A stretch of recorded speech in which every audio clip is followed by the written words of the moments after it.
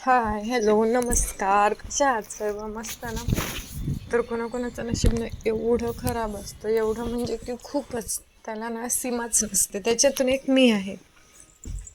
तर बघा, हे ना संपलेली मालिका आहे. 7-8 वर्ष झालं संपून नंतर आत्ता मी बघते ती. खूप दिवस झालं पाहणं सुरू आहे.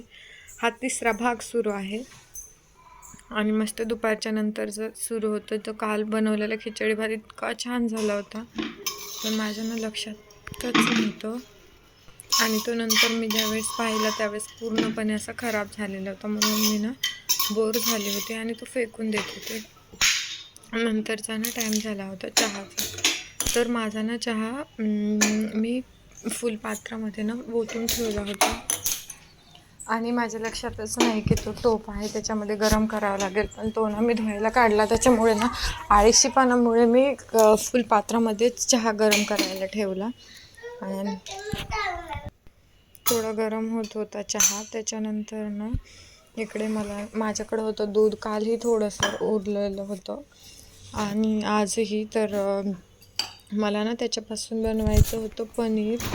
तर पनीर बनवण्यासाठी ना माझ्याकडे विनेगर नव्हतं, त्याच्यामुळे ना मी आपलं लिंबूच घेतलं आणि लिंबू घेऊन कट करून त्याच्यामध्ये अर्ध लिंबू पिळून घेतलेला आहे.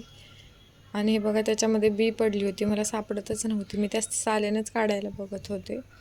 त्याच्यानंतर मला वाटलं ना लिंबू जर जास्त हे नसेल तर त्याच्यामध्ये त्याची साल टाकून देऊ. त्याच्यात माझं पिल्लू, हे बघा, त्याने इतकी लिपस्टिक लावलेली होती, पूर्ण फेसला लिपस्टिक लावलेली होती आणि त्याने खायला आणलं होतं, ते फोडून दे म्हणत होता. आणि त्याच्यामध्ये किचनवर एवढा राडा करून ठेवला होता. मी भांडे घासायचे होते. त्याच्यानंतर संध्याकाळच्या स्वयंपाकाची तयारी सुरू होती. नंतर अद्रक लसूणची पेस्ट करून घेतली. मस्त असं चिकनला आज वेगळ्या पद्धतीने फोडणी दिलेली आहे. शिजवण्याच्या आधीच मी फोडणी दिलेली आहे तेलामध्ये हळद आणि मीठ टाकून.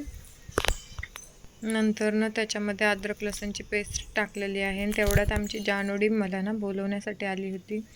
तिच्या मम्मीने त्यांच्या घरी काय काम होतं काय माहिती नाही, पण बोलवलं होतं, त्याच्यासाठी मी निघालेले आहे. आणि नंतर येऊन बघते तर बापरे, तुम्ही बघू शकता पूर्ण चिकन करपलेलं होतं. इतकं खराब झालं होतं, विचारूच नका.